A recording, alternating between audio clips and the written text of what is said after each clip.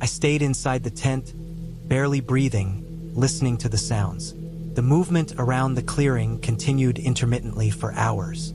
At times, it felt as if whoever or whatever was out there was circling me, testing, trying to understand what I was. I clutched the hatchet under my blanket, every nerve on edge. I remembered reading reports of hikers encountering other people in remote areas who were not friendly, who might try to steal supplies or worse. The idea that it could be other humans made the night far more terrifying than any animal. Eventually, the noises faded, but sleep was impossible. I lay there, alert, aware that the slightest rustle could mean danger. Morning brought a dull light through the tent. My exhaustion made each movement heavy, but I needed to check the surroundings. Carefully, I unzipped the tent and scanned the area. The forest looked normal, almost peaceful, but signs of disturbance were clear.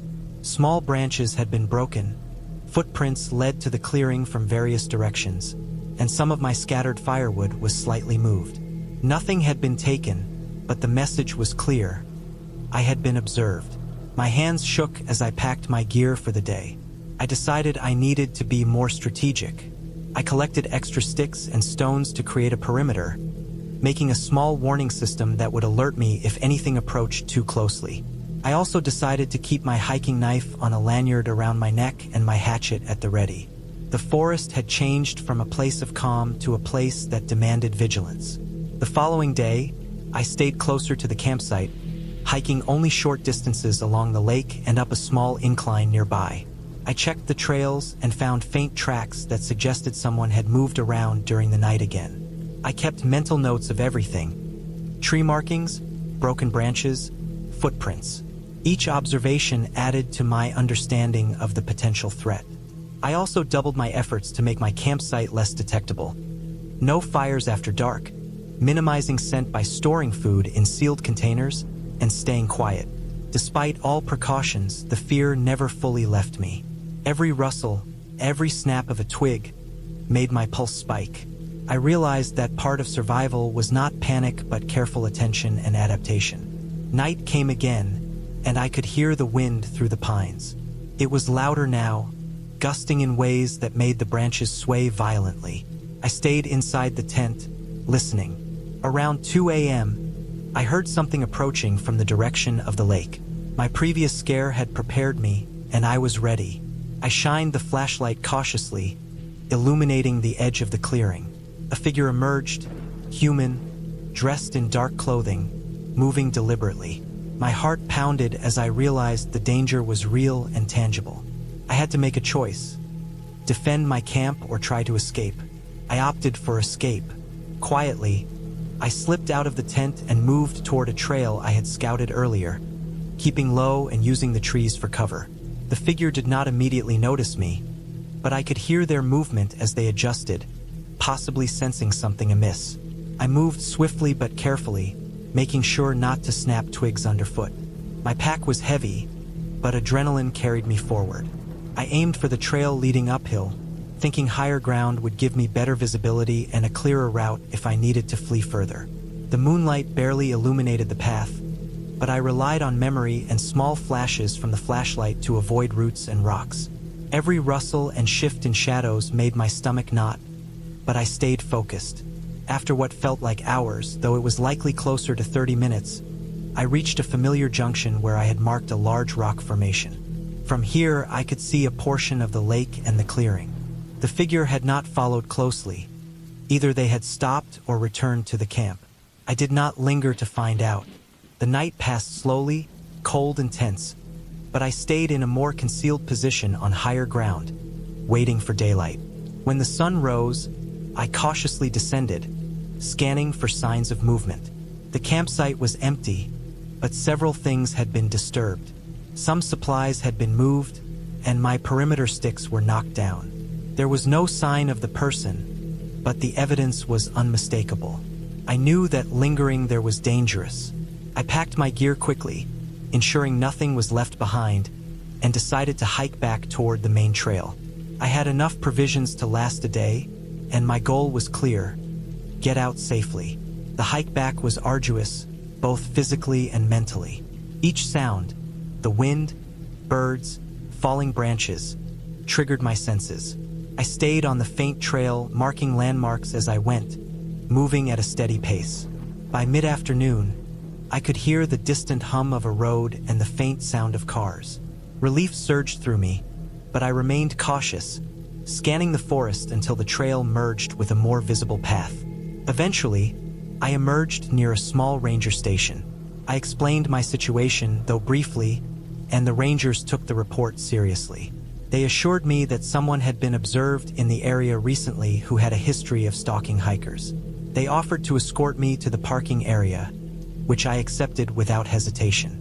Back at my car, I finally allowed myself to breathe. I checked my supplies and gear one last time.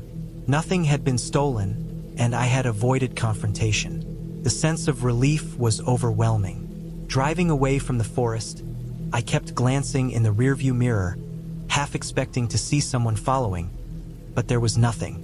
The city noises returned, almost jarring after the quiet intensity of the forest, but I welcomed them.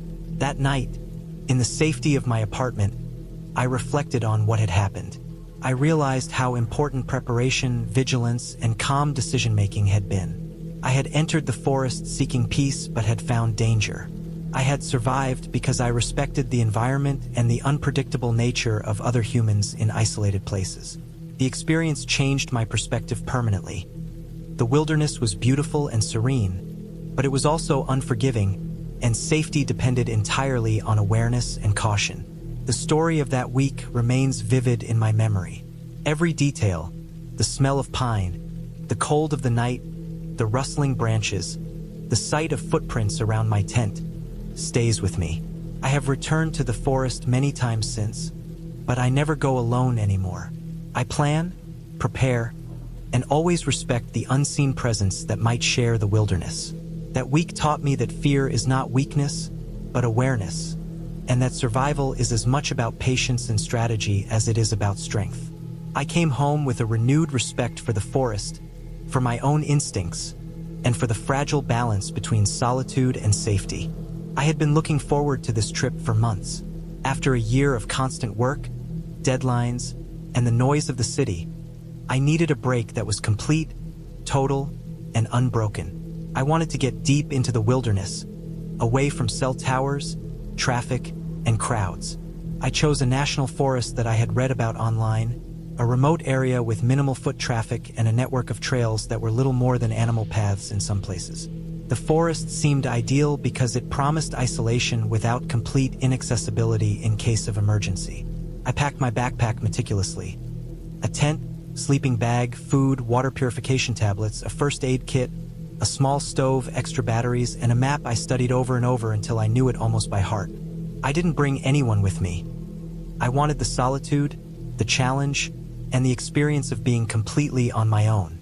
The drive to the trailhead took longer than expected because the roads narrowed and twisted unpredictably. By the time I reached the parking area, the sun was dipping toward the horizon, spilling golden light across the tree line. I parked, checked my gear one last time, and locked the car. The forest air was cool, carrying the scent of damp earth, pine, and fallen leaves. It felt alive. Birds chirped softly, though most had already retreated for the evening, and the wind rustled gently through the branches. The first few miles on the trail were relatively easy. The path was well-trodden and clear. I set a steady pace, enjoying the crunch of leaves under my boots and the occasional glimpse of a deer or rabbit darting across my path. I paused periodically to drink water, check my map, and simply breathe. The sunlight began to fade quickly, and soon I found myself in the half-light of evening. I knew I needed to set up camp soon. I kept my headlamp ready, though I hoped to avoid using it until necessary to preserve the night vision my eyes had developed. I found a promising clearing about 2 miles off the main trail. It was surrounded by tall pines and scattered rocks, with a small stream trickling nearby. I decided this would be my camp for the night. I pitched my tent carefully, staking it into the ground and ensuring the rainfly was secure.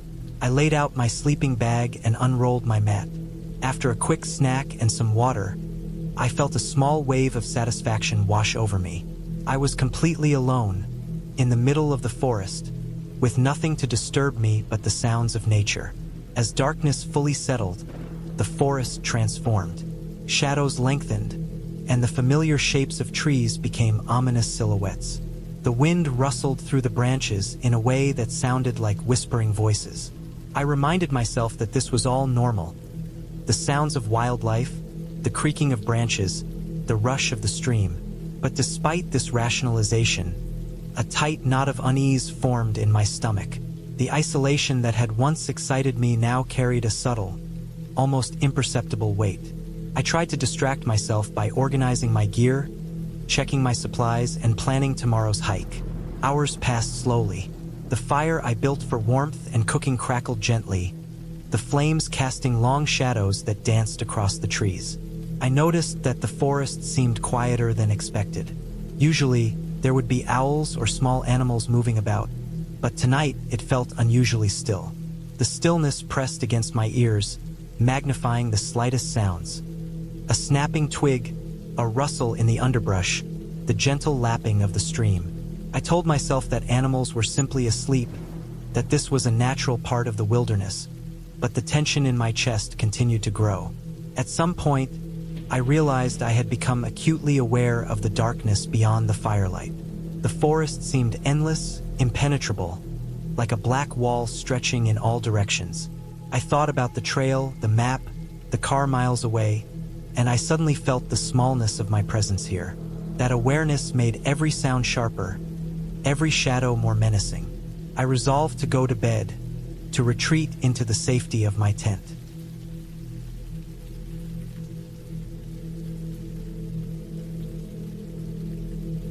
Inside the tent, I zipped the door carefully and laid on my sleeping bag, trying to calm myself. I told myself I was being paranoid, that it was just the unfamiliarity of being alone in the wild. But then I heard it. A deliberate crunching of leaves, the snap of a branch, coming from not far away, maybe 30 or 40 feet from the tent. My pulse accelerated. I froze, straining to listen. The sound stopped. I told myself it could be a deer or a raccoon or some other animal, but instinctively, I knew it was larger.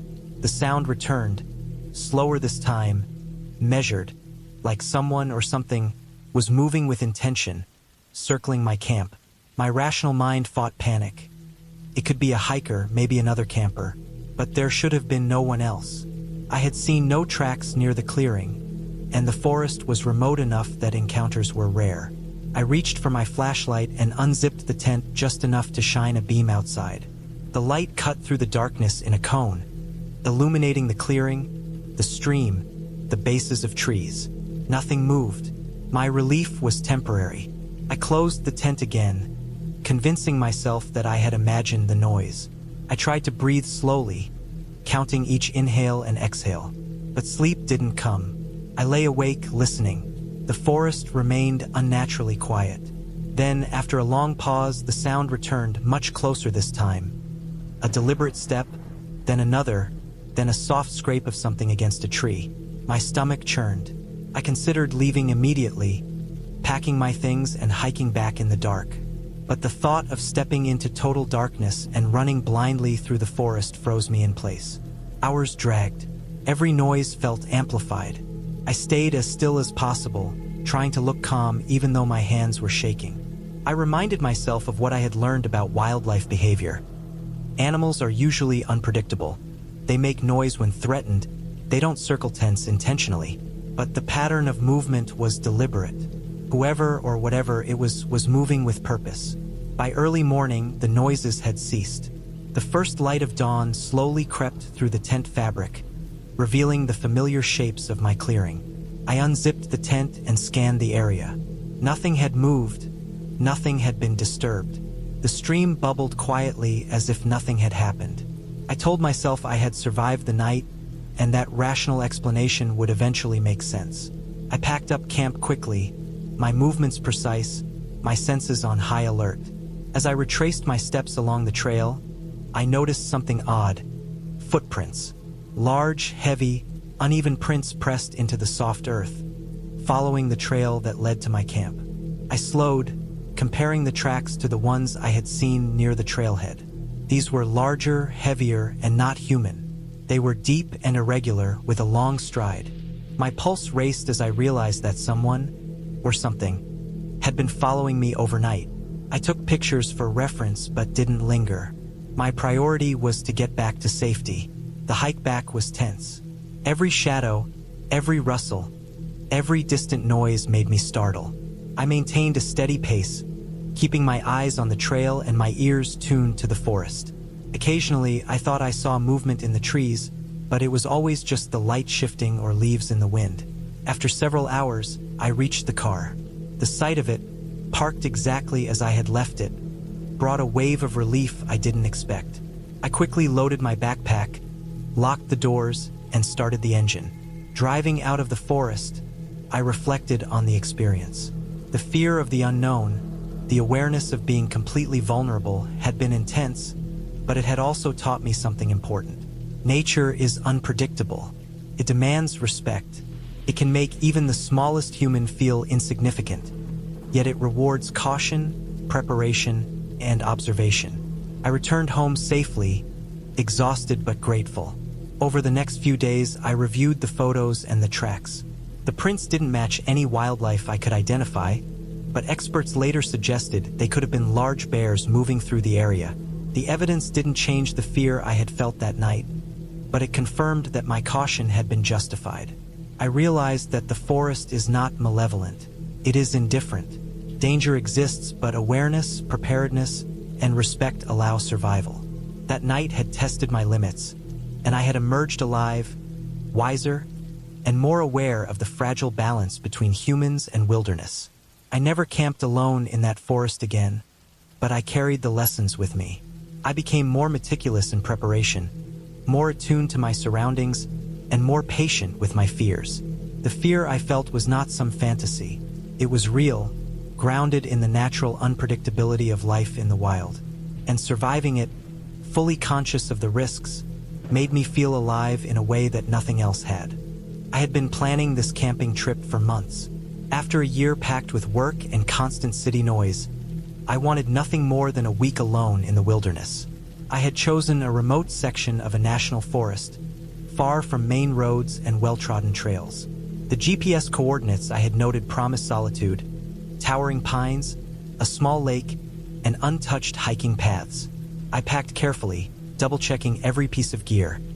A sturdy tent, sleeping bag, cooking stove, ample food, first aid kit, water filters, and an extra knife.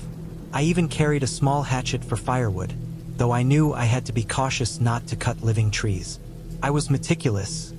I didn't want to leave anything to chance. The drive out of town had been long, and the closer I got to the forest, the quieter the world became.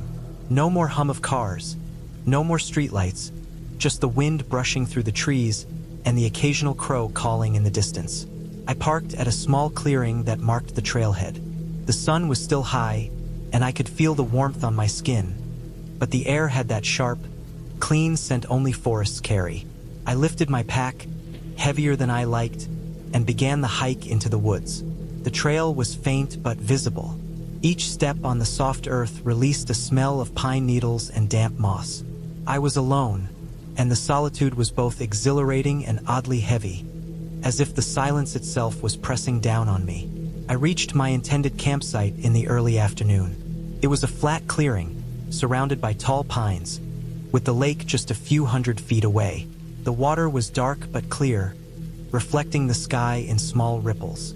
The wind stirred the surface occasionally, making little waves lap against the shore. I unpacked methodically, setting up my tent first.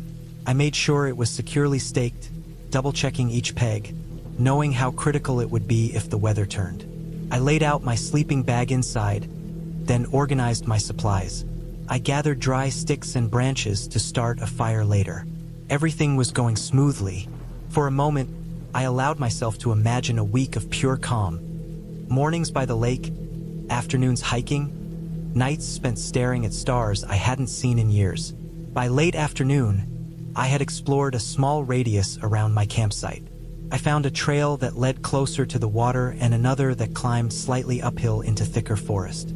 I marked the trails mentally, noting landmarks like oddly shaped trees and clusters of rocks. The forest was alive but quiet. Birds flitted between branches, and small animals scurried through the underbrush, but none were particularly close. Everything felt orderly and safe. I returned to my campsite to build a fire. Using my hatchet, I chopped larger branches into manageable pieces. Sparks caught dry kindling, and soon I had a small, steady flame. I prepared a simple meal, canned beans and a little dried meat, heating them over the fire. The smell was comforting, mixing with the pine and earth around me. I ate slowly, savoring the quiet, the solitude, and the faint sense of accomplishment. The first night settled in with a profound silence. The wind rustled the treetops, and the occasional splash came from the lake, probably a fish or a turtle. I lay inside my tent, listening. Despite the peace, there was an underlying tension, a subtle awareness that I was completely alone in a vast forest. My flashlight and knife lay within reach, and I comforted myself with the routine checks. Tent zipped, gear secured, fire out. Sleep came eventually, shallow at first, as my mind adjusted to the new environment. I woke several times during the night to the sounds of shifting branches and the low hoot of an owl. Each time, I reminded myself that nothing in this forest was a threat if I remained careful. The next morning, I woke early to the sound of birdsong. Sunlight poured through the trees, casting long, golden beams onto the forest floor. I filtered water from the lake, careful to avoid disturbing the sediment too much, and made a simple breakfast. I spent the morning hiking along the lake's edge, documenting the plants I saw and the subtle tracks of animals in the soft soil. I noticed deer prints, small paw marks that might have been foxes, and the telltale signs of raccoons near the water's edge. I kept track of these observations, partly out of curiosity and partly as a precaution, noting where I might need to avoid at night to stay safe. The day passed with the sun rising high and then slowly falling, turning the forest golden in the late afternoon. On the second night, the wind began to pick up. I noticed it while cooking dinner, making the fire smoke more than usual. I collected extra dry wood and secured the tent flaps more tightly. The air grew colder quickly once the sun disappeared behind the trees. Around midnight, I was woken by a sound that immediately made my heart pound. Snapping branches, faint but distinct, coming from just beyond the tree-line. I froze, listening. The noise stopped abruptly and then started again, closer this time as if something or someone was moving carefully through the trees. My first instinct was to rationalize. Deer, a raccoon, maybe a wandering coyote. But there was something about the pace, the deliberate crunching of leaves that felt different. I grabbed my flashlight and quietly unzipped the tent just enough to peer out. My heart raced. The beam of the flashlight caught movement. Tall, human-like shapes slipping between the trees. I lowered it quickly, realizing I had no way to know if they had seen me. My mind ran through options. I had a knife and a hatchet, but confrontation was dangerous. My safest choice was to remain calm and stay hidden.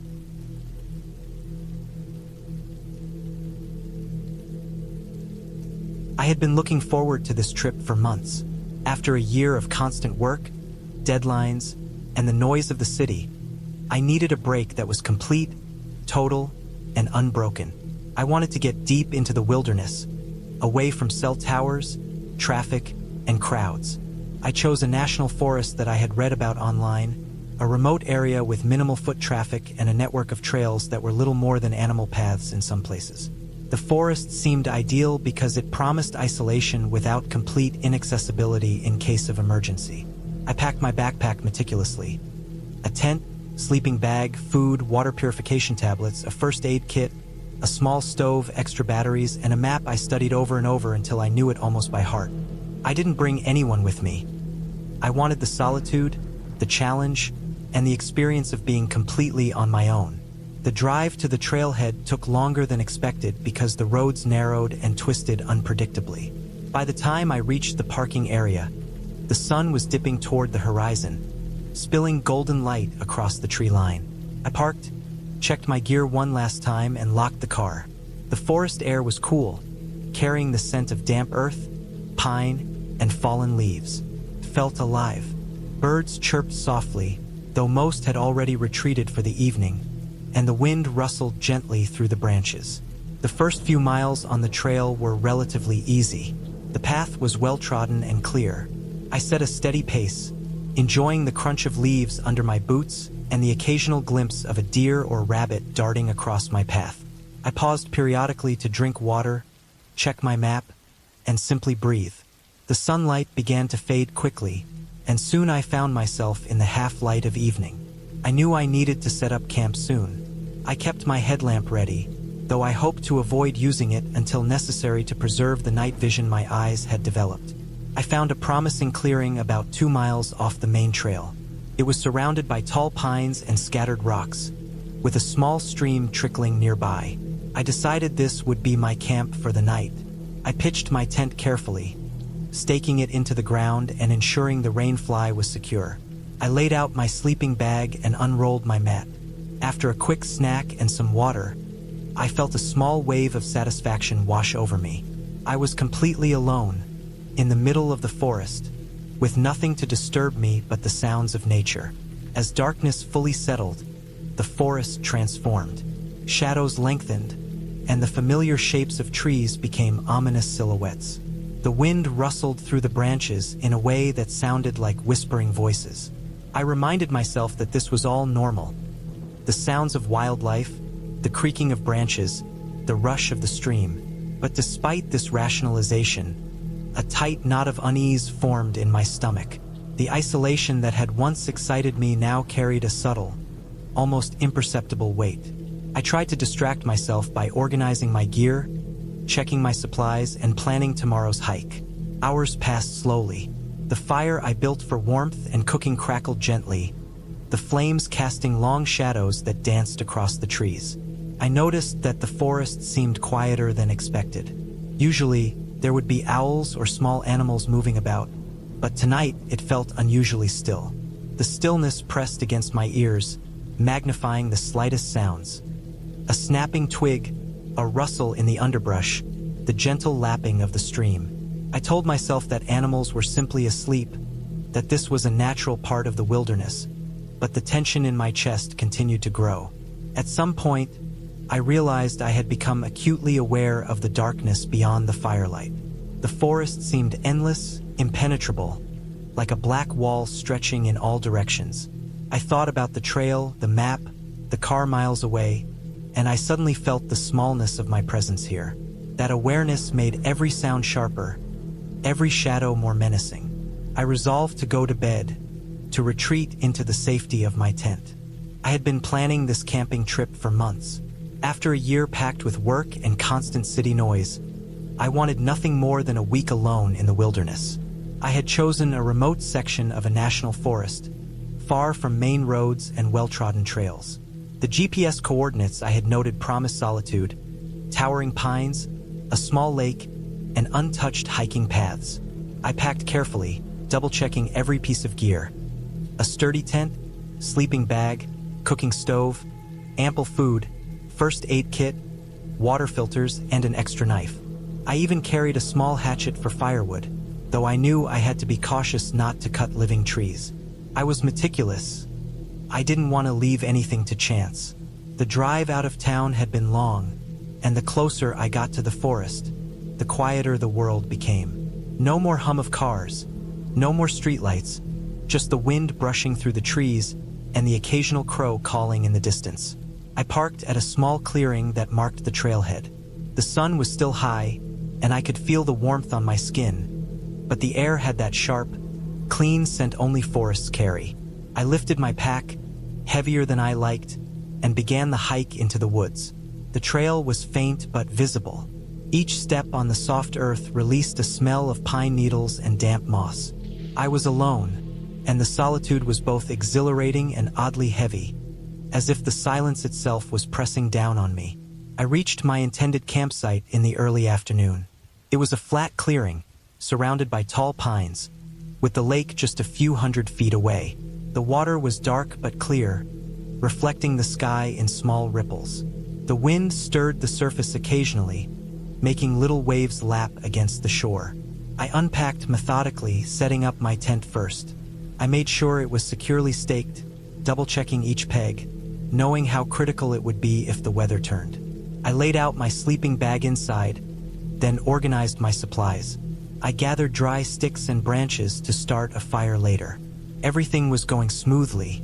For a moment, I allowed myself to imagine a week of pure calm. Mornings by the lake, afternoons hiking, nights spent staring at stars I hadn't seen in years. By late afternoon, I had explored a small radius around my campsite.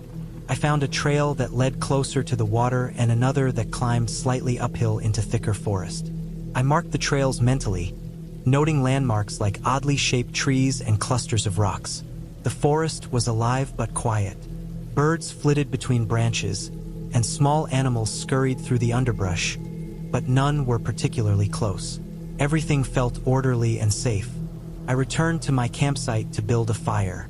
Using my hatchet, I chopped larger branches into manageable pieces. Sparks caught dry kindling, and soon I had a small, steady flame. I prepared a simple meal, canned beans and a little dried meat, heating them over the fire. The smell was comforting, mixing with the pine and earth around me. I ate slowly, savoring the quiet, the solitude, and the faint sense of accomplishment. The first night settled in with a profound silence. The wind rustled the treetops, and the occasional splash came from the lake, probably a fish or a turtle. I lay inside my tent, listening. Despite the peace, there was an underlying tension, a subtle awareness that I was completely alone in a vast forest. My flashlight and knife lay within reach, and I comforted myself with the routine checks. Tent zipped, gear secured, fire out. Sleep came eventually, shallow at first, as my mind adjusted to the new environment. I woke several times during the night to the sounds of shifting branches and the low hoot of an owl. Each time, I reminded myself that nothing in this forest was a threat if I remained careful. The next morning, I woke early to the sound of birdsong. Sunlight poured through the trees, casting long, golden beams onto the forest floor. I filtered water from the lake, careful to avoid disturbing the sediment too much, and made a simple breakfast. I spent the morning hiking along the lake's edge, documenting the plants I saw and the subtle tracks of animals in the soft soil. I noticed deer prints, small paw marks that might have been foxes, and the telltale signs of raccoons near the water's edge. I kept track of these observations, partly out of curiosity and partly as a precaution, noting where I might need to avoid at night to stay safe. The day passed with the sun rising high and then slowly falling, turning the forest golden in the late afternoon. On the second night, the wind began to pick up. I noticed it while cooking dinner, making the fire smoke more than usual. I collected extra dry wood and secured the tent flaps more tightly. The air grew colder quickly once the sun disappeared behind the trees. Around midnight, I was woken by a sound that immediately made my heart pound. Snapping branches, faint but distinct, coming from just beyond the tree-line. I froze, listening. The noise stopped abruptly and then started again, closer this time as if something or someone was moving carefully through the trees. My first instinct was to rationalize. Deer, a raccoon, maybe a wandering coyote. But there was something about the pace, the deliberate crunching of leaves that felt different. I grabbed my flashlight and quietly unzipped the tent just enough to peer out. My heart raced. The beam of the flashlight caught movement. Tall, human-like shapes slipping between the trees. I lowered it quickly, realizing I had no way to know if they had seen me. My mind ran through options. I had a knife and a hatchet, but confrontation was dangerous. My safest choice was to remain calm and stay hidden.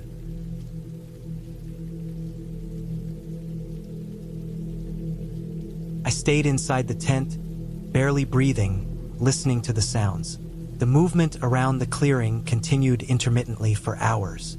At times, it felt as if whoever or whatever was out there was circling me, testing, trying to understand what I was. I clutched the hatchet under my blanket, every nerve on edge. I remembered reading reports of hikers encountering other people in remote areas who were not friendly, who might try to steal supplies or worse. The idea that it could be other humans made the night far more terrifying than any animal. Eventually, the noises faded, but sleep was impossible.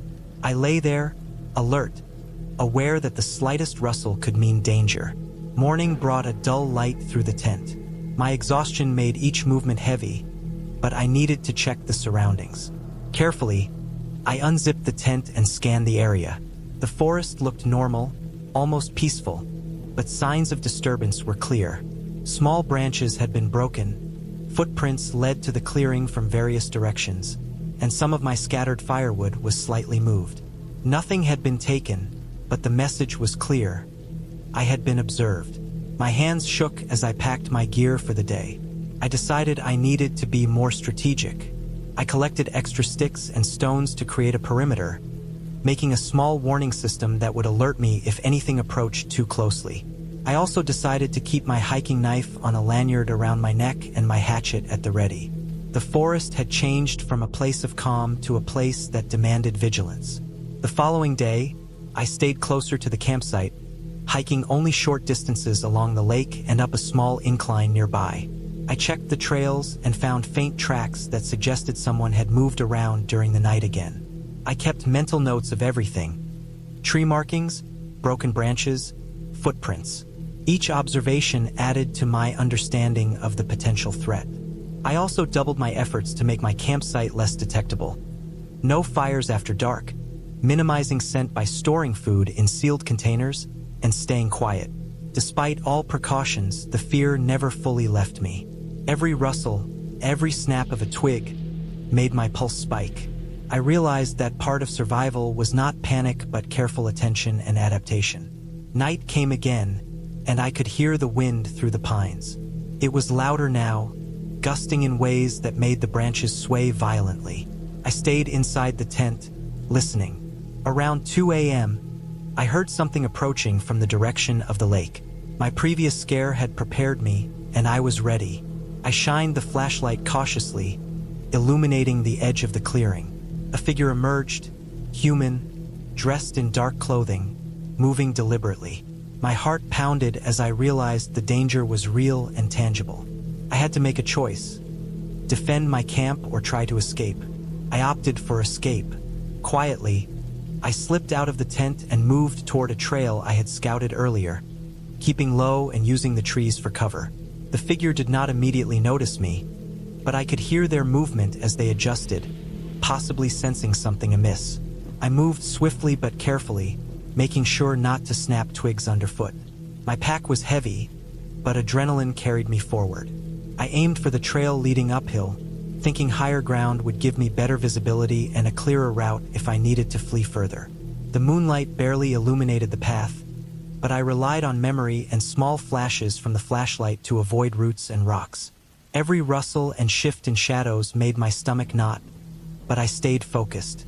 After what felt like hours, though it was likely closer to 30 minutes, I reached a familiar junction where I had marked a large rock formation. From here, I could see a portion of the lake and the clearing. The figure had not followed closely. Either they had stopped or returned to the camp. I did not linger to find out. The night passed slowly, cold and tense, but I stayed in a more concealed position on higher ground, waiting for daylight. When the sun rose, I cautiously descended, scanning for signs of movement. The campsite was empty, but several things had been disturbed. Some supplies had been moved, and my perimeter sticks were knocked down. There was no sign of the person, but the evidence was unmistakable. I knew that lingering there was dangerous. I packed my gear quickly, ensuring nothing was left behind, and decided to hike back toward the main trail. I had enough provisions to last a day, and my goal was clear: get out safely. The hike back was arduous, both physically and mentally.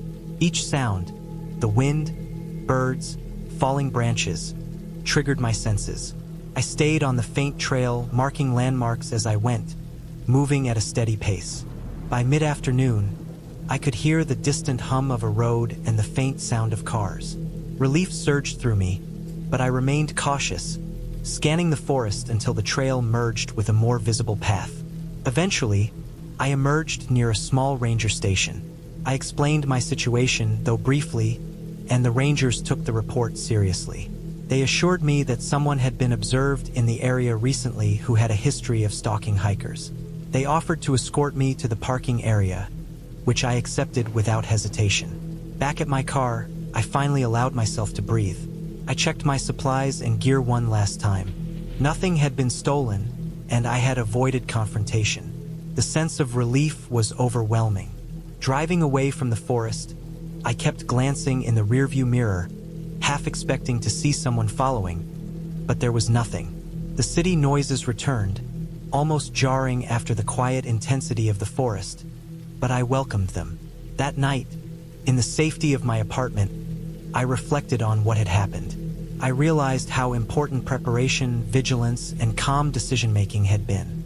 I had entered the forest seeking peace but had found danger. I had survived because I respected the environment and the unpredictable nature of other humans in isolated places. The experience changed my perspective permanently. The wilderness was beautiful and serene, but it was also unforgiving, and safety depended entirely on awareness and caution. The story of that week remains vivid in my memory. Every detail, the smell of pine, the cold of the night, the rustling branches, the sight of footprints around my tent, stays with me. I have returned to the forest many times since, but I never go alone anymore. I plan, prepare, and always respect the unseen presence that might share the wilderness. That week taught me that fear is not weakness, but awareness, and that survival is as much about patience and strategy as it is about strength. I came home with a renewed respect for the forest, for my own instincts, and for the fragile balance between solitude and safety. I had always loved camping, the sense of isolation, the fresh air, and the challenge of surviving in the woods for a few days. That year, I decided to go alone. I had spent weeks preparing, reading maps, checking weather reports, and making sure I had every piece of gear I thought I might need. I packed my old backpack with a tent, sleeping bag, food, a portable stove, water purification tablets, extra clothes, first aid kit, a compass, and a headlamp with spare batteries. I had a small folding knife and a multi-tool, and a hiking stick that doubled as a makeshift defense if needed. My plan was to spend 4 days deep in a forest about 3 hours' drive from the nearest town, a place I had only visited once before on a day hike. It was remote and dense, full of thick pine and oak, with trails that weren't well marked. It seemed perfect for the solitude I craved. The drive there was long, winding through narrow roads surrounded by tall trees that filtered the sunlight into patches on the asphalt. By the time I reached the trailhead, it was late morning. I parked my car, checked my gear one more time, and set off. The air was crisp, almost cold, and smelled faintly of wet earth and pine needles. As I walked, I noticed how quiet the forest was, almost eerily so. The occasional bird or rustle of a small animal in the underbrush was the only sound. I tried to shake off the unease. It was normal to feel a little tense when venturing into a place so far from anyone else. The trail I had chosen was steep in parts and uneven, with roots and rocks jutting out. I had to watch my step carefully, not only to avoid tripping but because I had read about bears and mountain lions in the area. I kept my knife handy and my stick ready. By late afternoon, I had hiked about 6 miles and found a small clearing by a stream that seemed like the perfect spot to set up camp. The ground was relatively flat, and I could hear the water trickling over stones.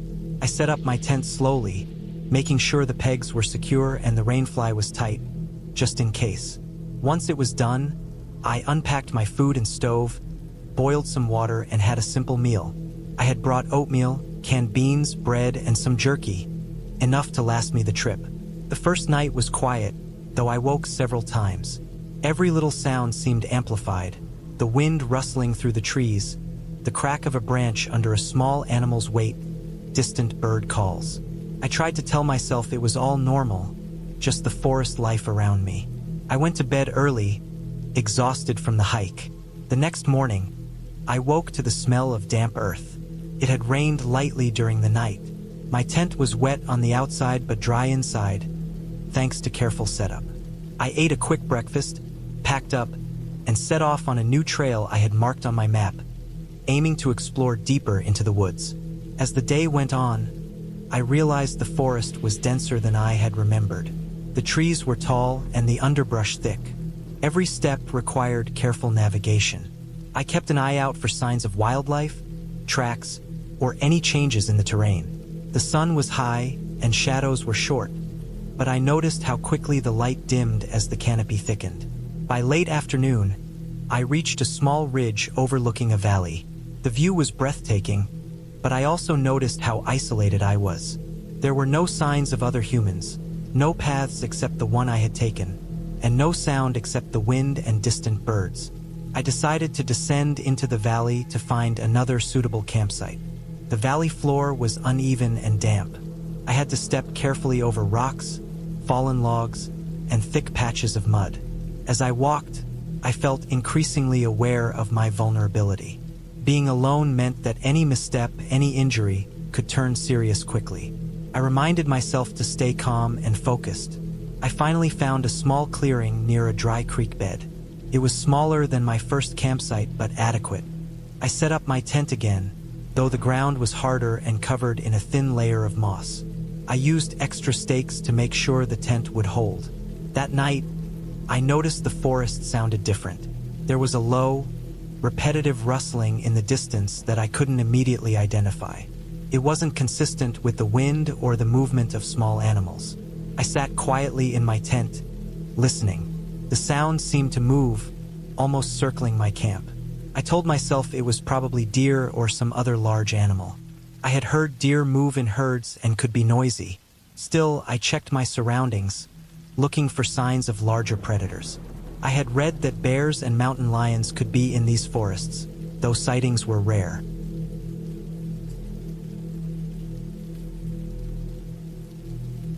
The next morning, I woke to find my water bottle had been knocked over, and my food bag slightly disturbed. My heart raced. I looked for tracks and saw faint impressions in the dirt that didn't match my own footprints. They were large, elongated, with a distinct pattern, probably a deer or a moose, I thought. But the size and spacing were unusual. I made sure all my food was secured in my backpack and hung it from a nearby tree branch, as I had learned from reading survival guides. I didn't want to take chances. I decided to hike back toward my car the next day, thinking it was better not to stay another night. I retraced my steps, but the forest seemed to have shifted in some ways. Landmarks I remembered were slightly different, and the trail wasn't as obvious. I realized that in these dense woods, it was easy to lose orientation. I checked my compass and map constantly. The sun started to lower in the sky, and I knew I needed to find higher ground to keep my bearings. As I climbed a ridge, I heard another sound. This time closer, heavier, almost deliberate. My heart pounded, and I gripped my hiking stick tightly. I paused, trying to identify it. The sound moved closer, snapping branches in a way that no small animal would. I froze, listening. Whatever it was large. I considered the possibility of a bear. I knew bears could be aggressive if surprised, but I also remembered that most preferred to avoid humans. I slowly stepped backward, keeping my eyes on the movement. I made noise deliberately, tapping my stick against a rock, hoping to alert whatever it was to my presence so it wouldn't feel threatened. The noise stopped. The forest fell silent again. My skin crawled. I debated whether to continue or find a hiding spot until daylight. I decided to move slowly along the ridge, keeping my eyes open. Every sound made me jump. As dusk fell, the forest darkened rapidly, and I realized I was not as prepared for nighttime navigation as I had thought. I pulled out my headlamp and turned it on. The beam of light illuminated only a few meters ahead. I saw the path clearly for a moment, then it vanished into shadows. Suddenly, I saw a figure, a large animal, standing on all fours, blocking part of the trail. Its eyes reflected my headlamp, and I froze. It wasn't aggressive, not yet. It just stared. I recognized the shape.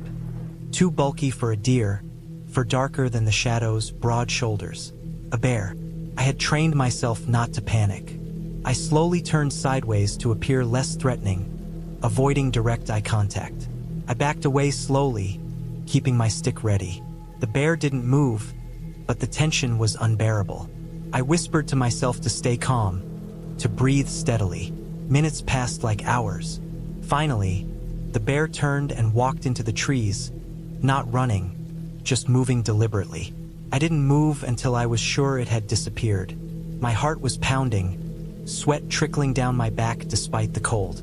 I knew I had to descend quickly before nightfall. I moved as fast as I could without making noise, carefully avoiding loose rocks and slippery moss. Eventually, I reached a clearer path leading toward my car. By the time I saw my vehicle, I was exhausted, sore, and shaken. I packed up my gear quickly, making sure nothing was left behind. I drove out slowly, constantly scanning the forest edges, but there was no sign of the bear or any other threat. The drive back to civilization felt surreal, as though I had been somewhere entirely separate from the world. I stopped at a small store on the way, bought water and food, and sat outside, staring at the streetlights, realizing how safe and ordinary everything felt compared to what I had just experienced. That trip taught me many things. I learned the importance of preparation, the necessity of awareness, and the sheer unpredictability of nature. I understood that isolation in the wilderness can amplify fear, but also that respect and caution can carry you through dangerous situations. I returned home safely, and though I still loved camping, I approached it differently afterward. More respect for wildlife, more attention to surroundings, and always ensuring someone knew exactly where I was. Even months later, I could close my eyes and see the forest, hear the snapping branches, and feel the tension of that encounter. It haunted me not in a supernatural way, but as a reminder of how vulnerable we are in the wild, and how quickly things can shift from peaceful solitude to fear and survival. I had emerged unharmed, wiser, and with a deeper appreciation for the balance of caution and courage necessary to explore such places. I had been planning this solo camping trip for months. I needed the solitude, the kind of isolation you can only get deep in the woods, far from roads, cell towers, and any sign of civilization. I wanted a place that felt completely untouched, where the only sounds were the wind in the trees and the distant calls of birds, or the occasional crack of a branch under some animal's foot. I mapped out a trail that led deep into a national forest, one I had studied on satellite images and trail maps.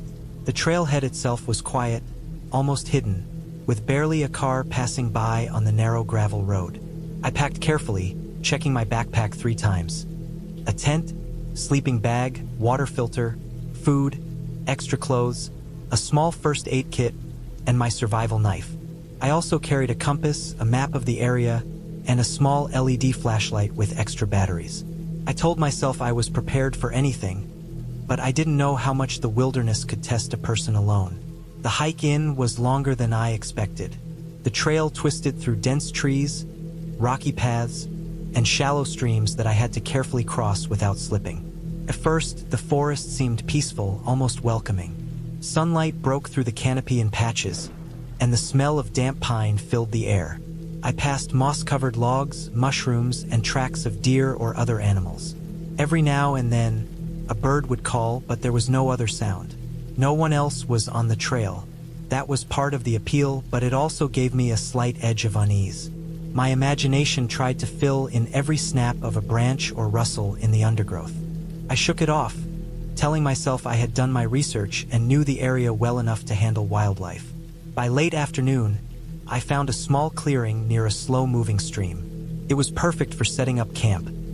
Flat ground, some dead wood for a fire, and a view of the surrounding trees without feeling trapped. I set up my tent carefully, making sure it was stable and that the rainfly was secure. Then I collected dry wood for a fire, stacking it neatly so I could light it as the sun began to fall. I had just started to relax when I noticed something odd. The tracks. I saw fresh tracks in the soft dirt near the stream, human footprints not too large, but definitely someone had passed through recently. The trail led deeper into the woods. My heart rate picked up slightly.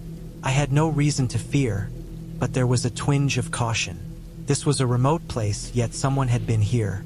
Maybe another camper or a hiker. I reminded myself that as long as I stayed aware, I would be fine. Night fell fast. The forest changed completely as darkness covered everything. I started a fire, the crackling warmth making the clearing feel a little less intimidating. I ate a small meal, drank some water, and double-checked my gear. Then I sat back against a rock, listening. The woods at night were alive in a way that daylight hid. Insects hummed, small animals rustled leaves, and the stream gurgled quietly. I tried to calm myself, telling myself it was all natural, all expected. But then I heard something else. A low, subtle snapping sound, like a heavy branch being broken underfoot, not far from the clearing. I froze. My eyes darted into the shadows beyond the firelight, but all I could see were tree trunks, shadows, and underbrush. The sound didn't repeat immediately, but I could feel it in my chest. Something was out there, something human-sized. I decided to check my knife and hold it loosely in my hand. I also quietly unzipped the tent to peek around, careful not to shine my flashlight too brightly. I saw nothing. The sounds of the forest returned, but there was an edge to them now. Every rustle seemed louder, every movement suspicious. I tried to sleep, curling in my sleeping bag near the warmth of the fire, but every crackle or whistle of wind made me tense.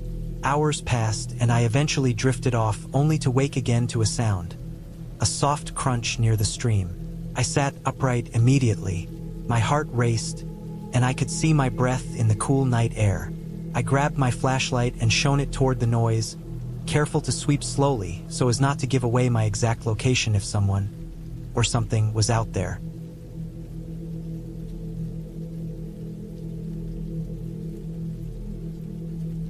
What I saw made my stomach drop. There was a figure, crouched, moving slowly through the trees about 50 feet from my camp. I couldn't make out details. It was covered in dark clothing, blending almost completely into the night. But I knew it was human. My mind raced. Could it be a lost hiker or someone else? I didn't want to assume the worst, but instinct screamed that this was not casual wandering. I quietly reached for my backpack, ready to grab a flare or whistle, but I knew any loud noise might provoke them. I decided to wait and watch. The figure moved deliberately, staying in the shadows, circling near my camp, sometimes disappearing behind a tree, then reappearing. Every now and then, I thought I saw them glance in my direction. They weren't running or panicked. They were deliberate, careful, and aware of me. The forest suddenly felt much more dangerous. I realized I had two options: try to flee in the dark, risking an accident in the uneven terrain, or stay put, try to make myself as safe and visible as possible without attracting aggression. I chose the latter.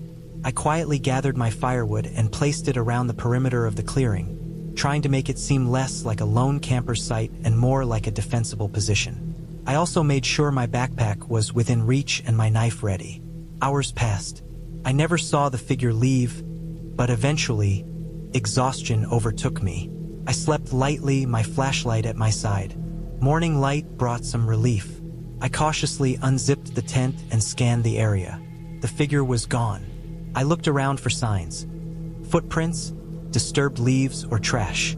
There were tracks leading deeper into the woods, and the ground around my camp had small scuffs as if someone had circled it. No one had taken anything. I felt shaken but also relieved that the immediate threat seemed gone. I packed up camp slowly, my senses heightened, aware of every sound. I decided to hike out immediately rather than staying another night. Every rustle of leaves or crack of a branch made me tense, and I moved cautiously, using the map and compass to navigate a route that avoided possible encounters. The hike out was tense.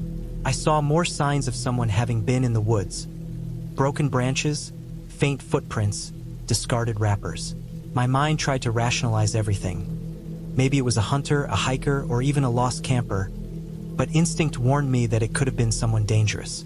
I kept my knife and flashlight ready, moving carefully, choosing well-lit patches and avoiding thick undergrowth where someone could hide. I didn't stop for long breaks and kept my phone ready, even though I had little signal. I moved steadily, focusing on the trail, aware that panic could make mistakes fatal. After hours, I reached a familiar clearing near the road. Relief washed over me as I saw signs of civilization. Tire tracks, fences, and finally the gravel road. I didn't wait. I walked briskly until I reached a main road where I could get a signal and call someone to let them know I was safe. The sense of isolation faded instantly as I saw cars and people moving about. I reported what I had experienced to the local ranger station, giving as many details as I could. The figure, their movements, and the footprints around my camp. They told me it might have been someone camping illegally or hunting without proper permits. The chances of any real threat were low, but they took my report seriously and promised to patrol the area. Looking back, I realized I had underestimated the danger of human presence more than anything else. Wildlife is predictable, humans are not. The experience left me shaken, but also grateful. I survived by keeping calm, staying aware, and trusting my instincts. I learned that even in the quietest, most peaceful wilderness, danger could exist silently, watching, circling, and waiting. I decided that solo camping in that particular area wasn't worth it again. I continued to hike and camp in safer, better monitored areas, always keeping in mind what had happened, always aware that isolation has a price. In the end, I made it home safely. I inspected my gear, repacked it, and double-checked my maps. I realized that preparation is more than just packing the right equipment. It's awareness, caution, and knowing when to leave. The forest had tested me, teaching me a lesson about solitude, vigilance, and the unpredictability of human behavior. That trip stayed with me, not as a story of terror, but as a lesson in respect for both the wilderness and the unseen people who share it, often silently and unpredictably. I had planned the trip for weeks. The forest I chose was remote, far from any main roads, and it had a reputation for being quiet, untouched, and dangerous if you weren't careful. I packed my backpack carefully, making sure I had all the basics. A tent, sleeping bag, enough food and water for 3 days, a small stove, and my trusted knife. I also brought a first aid kit and a flashlight with extra batteries. I didn't take my phone seriously as a lifeline. I knew reception would be spotty at best. The goal was to get away, to push myself into the wild, and to survive on my own. The first day went smoothly. I hiked along a narrow dirt trail that wound through tall pines and thick undergrowth. The smell of the forest was strong, earthy and damp from recent rain, and the sound of birds mixed with the occasional rustle of small animals in the brush. I kept my pace steady, stopping every hour to take a sip of water and check my map. The sun was high and warm, but the forest canopy offered patches of shade, making the air cooler than I expected. I kept thinking about how alone I was. Alone in the way that makes you notice every sound twice, every shadow 3 times. By late afternoon, I found a small clearing beside a creek. The spot seemed perfect. The ground was flat, and there were plenty of dead branches I could use for a fire. I set up my tent with care, making sure the corners were tight and the stakes were driven firmly into the soft soil. I collected firewood, picking out the driest pieces I could find, even if they weren't large. By the time the sun started to dip, I had a small fire going, the flames crackling and popping. I ate a simple dinner of canned beans and some granola bars, washing it down with water from my canteen. As night fell, the forest changed. The shadows grew longer and darker, and the sounds shifted. Birds were quiet, replaced by the occasional snap of a twig or the rustle of leaves. I felt it immediately, the change in atmosphere when the forest goes from a calm, inviting place to a tense, alerting one. I checked my knife and placed it near my sleeping bag, just within reach. I tried to sleep, but every time a branch broke or a distant animal moved, I flinched. Around midnight, I heard something I hadn't expected. A low, dragging sound, like metal scraping against rock, coming from somewhere past the creek. I froze, listening. My first thought was a wild animal, maybe a bear or a deer with a broken leg. But the sound was too deliberate, too steady. Then I heard it again, closer this time, moving along the edge of the clearing. I didn't have my phone on me. I had left it in my pack, but my pulse was racing. I considered getting up and walking to the source, but my survival instincts screamed at me to stay put. I grabbed my flashlight and pointed it toward the sound, waving it slowly. The beam cut through the darkness, illuminating nothing but trees and shadows. Still, I knew I wasn't imagining it. The sound moved slightly, and I could hear faint, deliberate steps, not running, not chaotic. Something human, almost certainly. Fear rooted me to the spot. I remembered all the warnings I had read about solo camping in remote areas, how quickly situations could turn deadly if you weren't prepared. I stayed awake the rest of the night, barely moving, listening to every rustle, every breath of wind, every snap of a twig. The dragging sound never returned, but I couldn't shake the feeling that I was being watched. I didn't sleep well. I kept my flashlight close, my knife in my hand, and the fire burning as long as the wood allowed. By dawn, the forest looked innocent again, but I couldn't shake my unease. I ate a quick breakfast, packed my tent, and decided to continue my hike instead of staying in the same area. The morning was crisp, and the creek sparkled in the sun. I kept looking over my shoulder, half expecting to see someone following me. Nothing appeared, but the tension stayed with me.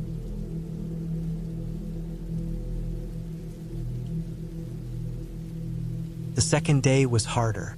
The trail became steeper and rougher.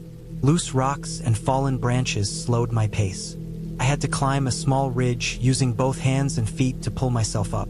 My muscles burned, and sweat ran down my back despite the cool air.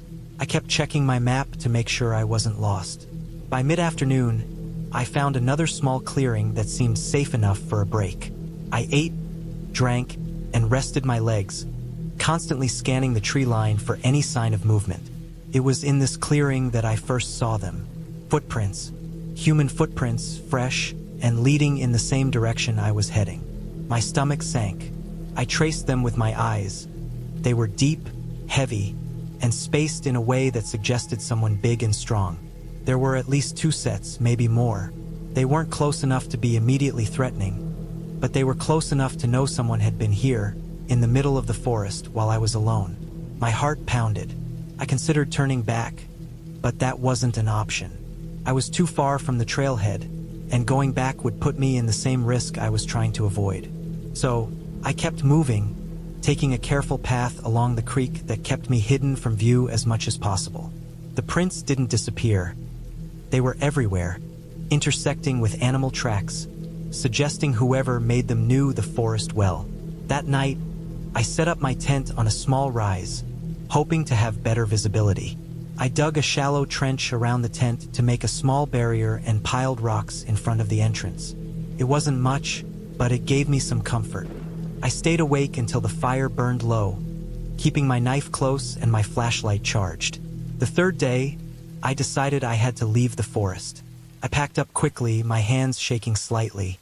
I moved faster than before, making sure to stay aware of any sound or movement. Around midday, I heard voices. Faint, low, gruff voices, coming from behind the trees. I froze. The voices were too low to understand, but they weren't shouting, they were deliberate. My heart raced, and I tried to move quietly away from the source. I realized then that these people weren't hikers. They weren't casual campers. Their movements, the deep footprints, the voices, they were experienced in the forest and probably dangerous. I had no weapon besides my knife, and my pack limited my mobility. I made a decision to avoid confrontation entirely. I veered off the trail, moving through thicker brush, aiming for the creek. Water, I figured, could cover tracks and give me a way to navigate toward the main road I remembered from the map. Hours passed. The forest was thick, almost suffocating, and my legs were scratched and bleeding from the branches. Every sound made me jump. Every shadow looked like someone following.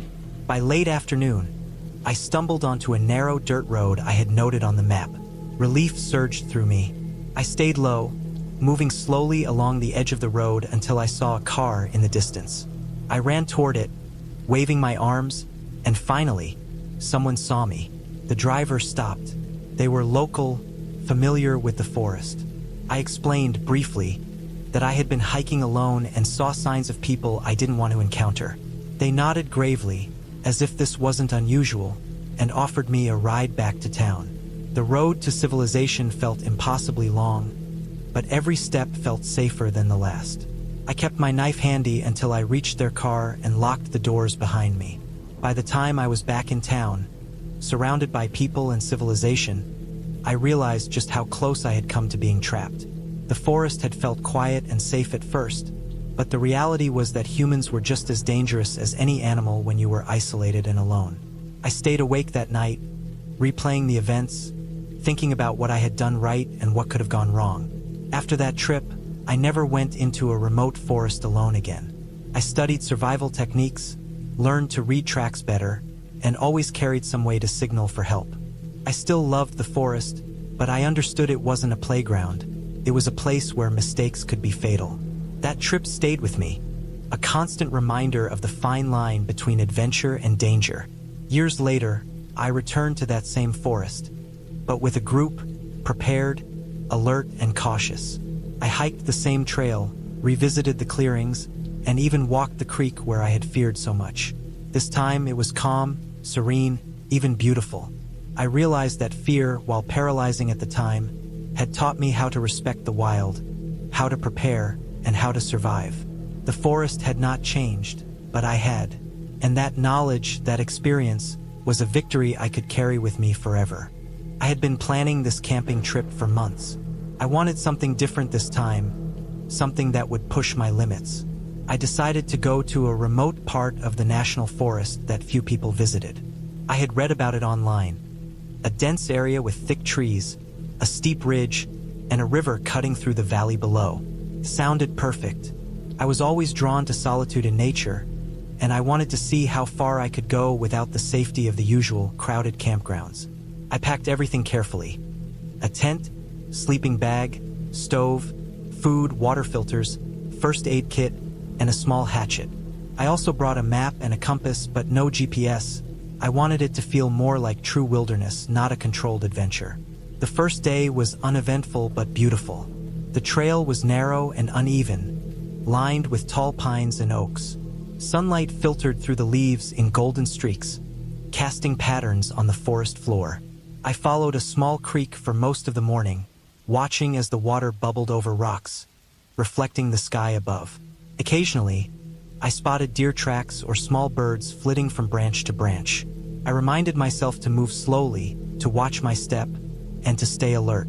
By afternoon, I found a clearing near the river that seemed perfect for camping. The ground was level and there was enough space for my tent.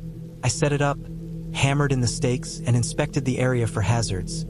Dead branches that might fall, animal tracks, anything unusual. Everything seemed fine.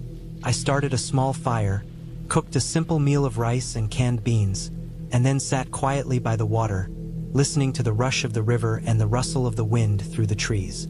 The solitude was calming, almost hypnotic. As night fell, the forest changed. Shadows grew longer and darker, and the usual sounds of wildlife became sharper.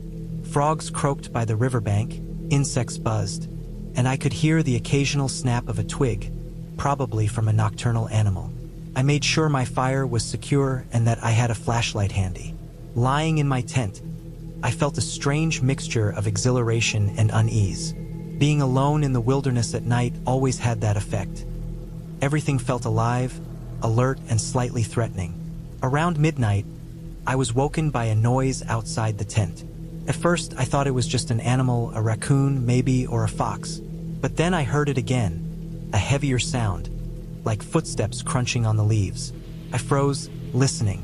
The sound moved slowly around the perimeter of the campsite. My heart began to race. I checked my hatchet and flashlight, ready to defend myself if necessary.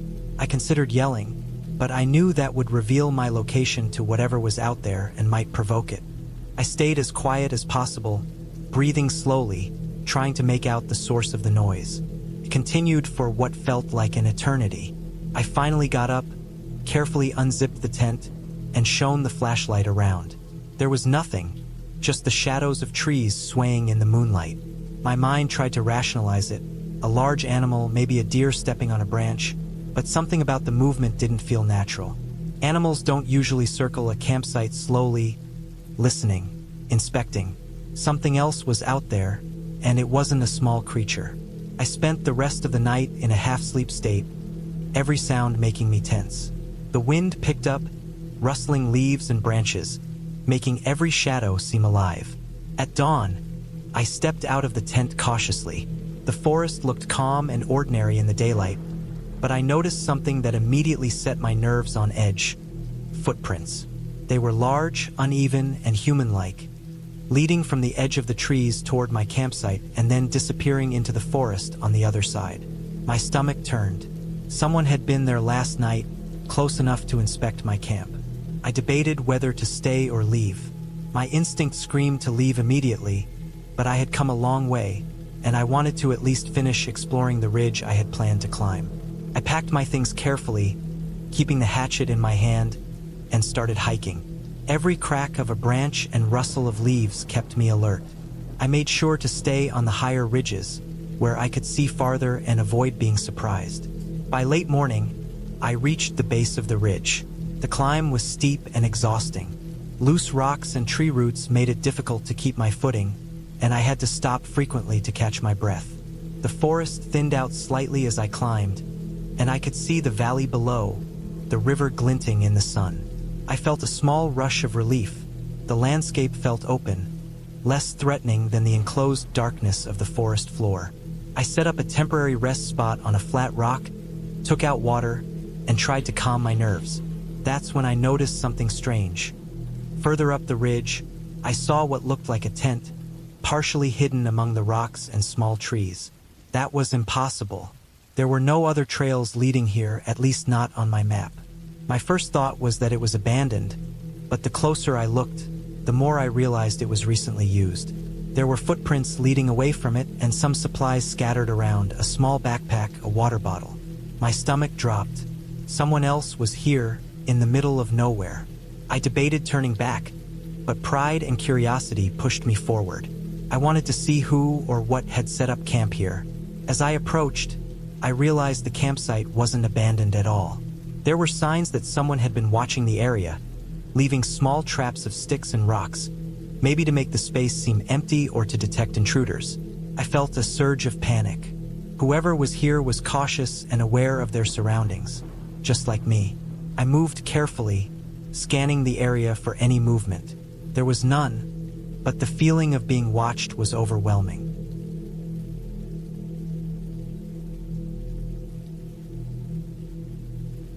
Suddenly, I heard it, a branch snapping above me. I froze, holding my breath.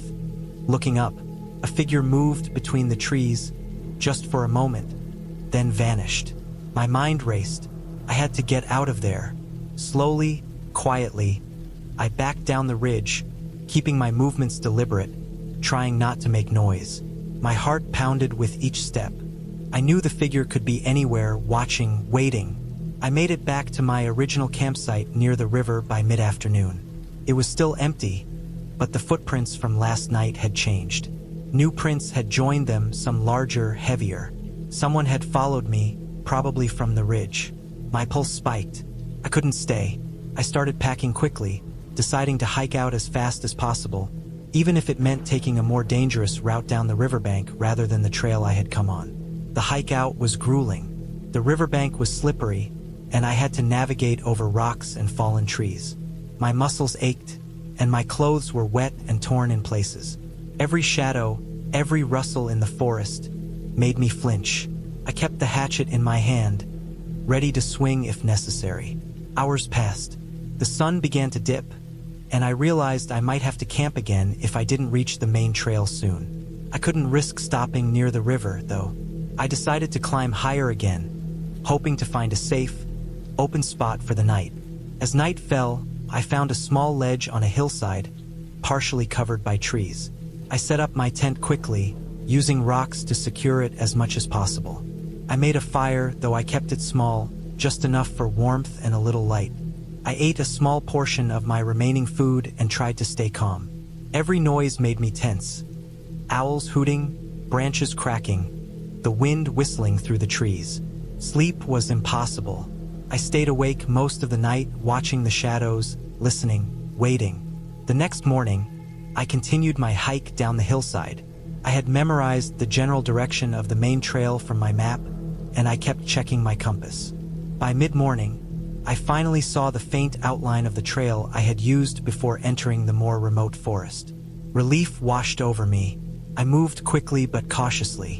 When I reached a wider section of the trail, I saw signs of other hikers, broken branches, discarded wrappers, a boot print. I wasn't alone anymore, and that made me feel safer. Eventually, I emerged from the dense forest onto a dirt road that led to the park entrance. My phone finally had service, and I called the ranger station to report what had happened. They advised me to give a description of the area and the footprints, and assured me they would investigate. I stayed there until help arrived, my body trembling from exhaustion, fear, and adrenaline. The next days were filled with official reports and debriefs. Rangers confirmed that someone had been living illegally in the forest, moving quietly between campsites, watching, and possibly following hikers. They had been evading capture for months. The realization that I had been so close to encountering them directly made my stomach churn. Looking back, I realized that what had made the experience terrifying wasn't just being alone in the forest. It was the knowledge that someone else was out there, watching, calculating, and potentially dangerous. It was a very real threat, not imagined or supernatural. And surviving it required constant awareness, careful movement, and mental fortitude. I never camped in that area again, but the experience changed the way I approached wilderness adventures forever. I learned to respect not only nature but the unpredictability of other humans who might be out there, unseen, observing. Even now, months later, I can recall the crunch of footsteps on dry leaves, the shadows moving between the trees, and the icy grip of fear that kept me alert all night. That camping trip, terrifying as it was, left me with a deep understanding of survival, caution, and the unpredictable reality of being truly alone in the wilderness. I had been planning this camping trip for months. I needed it more than anything, a break from work, from the city noise, from everything that made life feel heavy.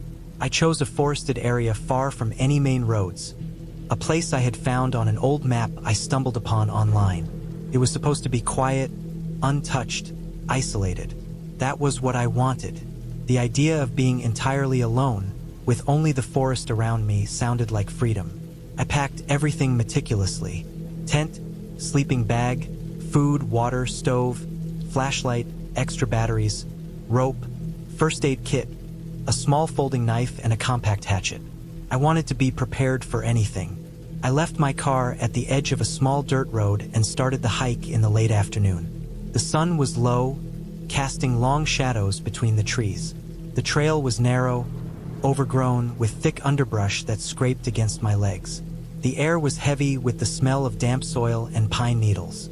I felt a thrill as I walked deeper into the forest, knowing that I was leaving everything familiar behind. It took a couple of hours to find a good campsite.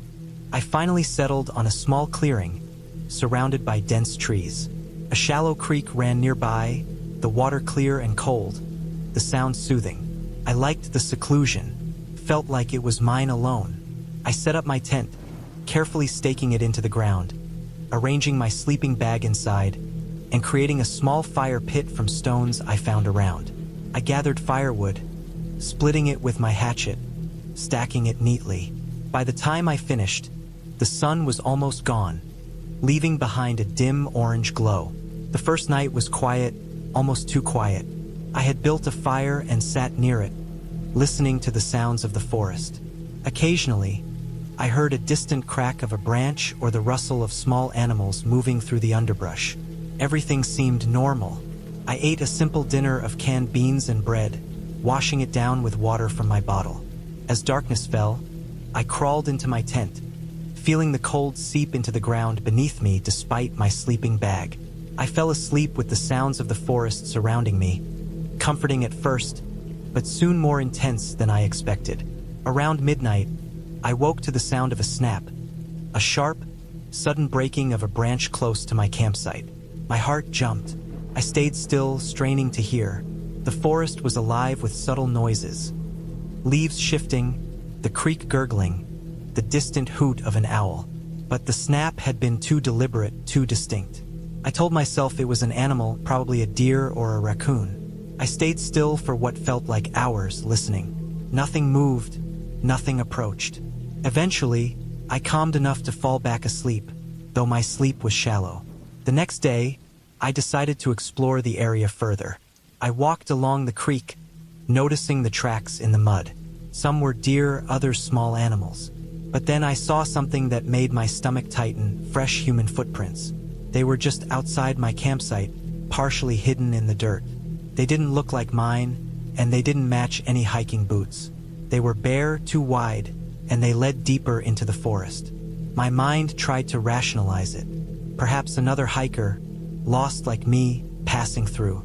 I told myself not to overthink it and continued walking, but I stayed alert, glancing over my shoulder constantly.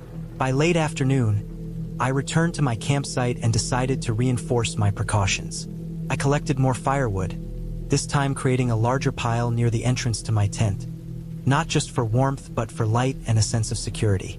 I arranged some rocks around it, thinking I could use them as a makeshift barrier if needed. As evening fell, I noticed the forest seemed darker than before, the shadows longer, almost unnatural. The wind had picked up, rustling the leaves and sending cold air through the clearing. I made a bigger fire, huddling close to it, staring into the flames. The crackle and pop of burning would seem louder than it should have been.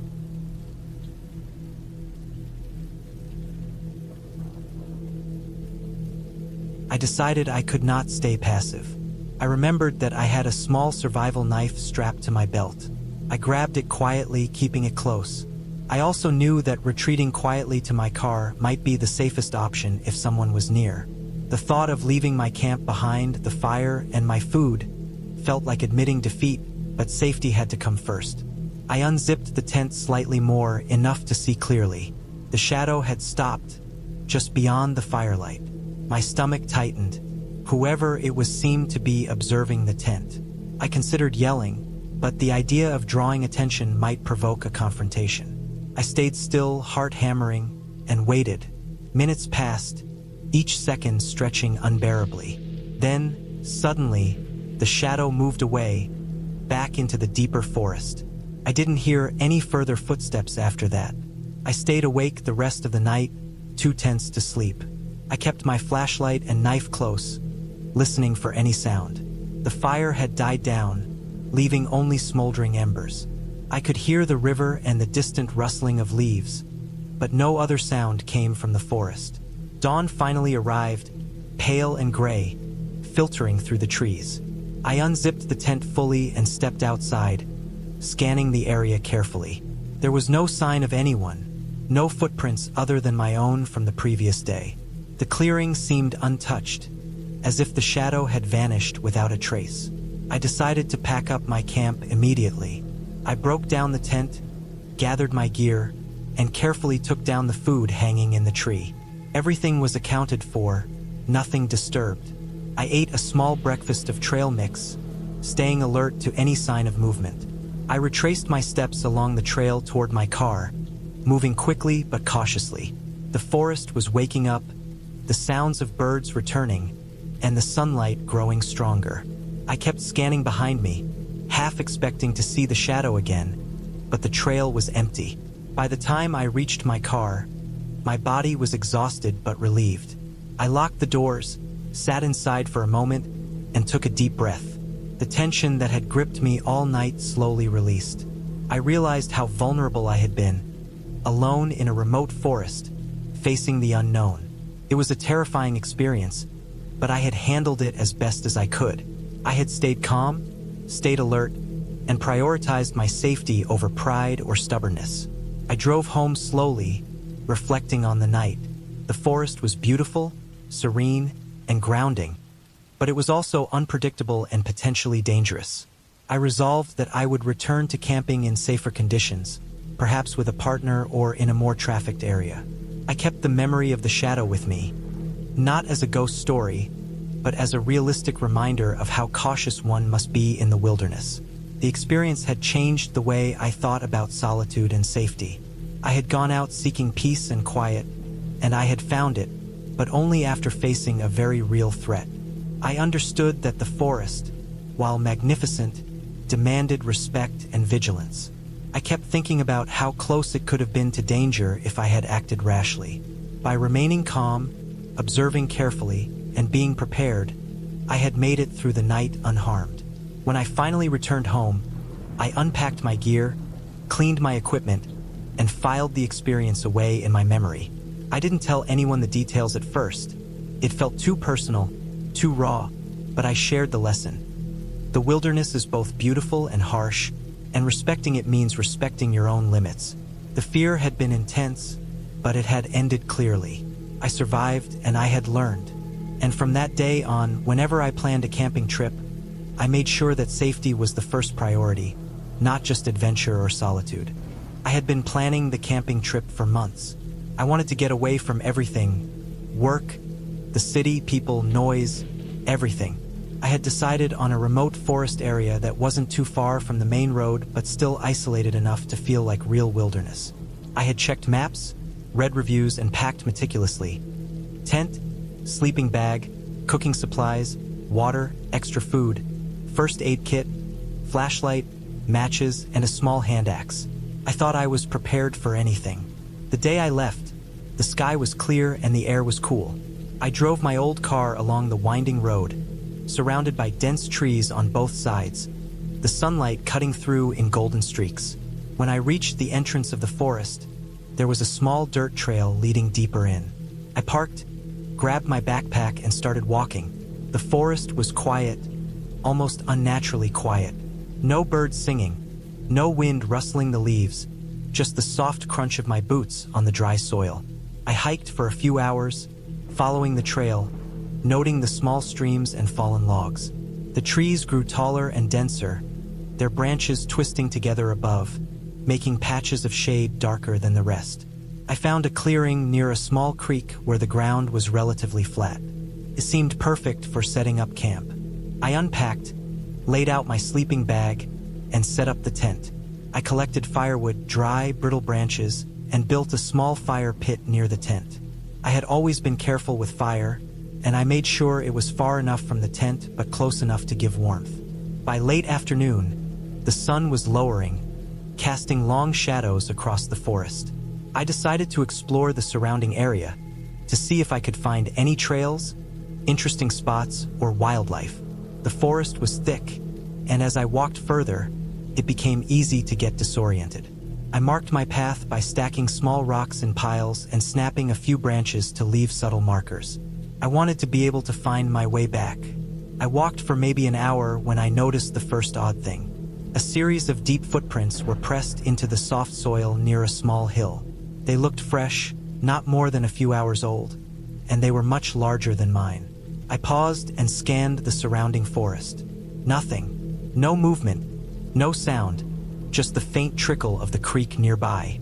I tried to dismiss it as a hiker who had passed through earlier, but I couldn't shake the feeling of being watched.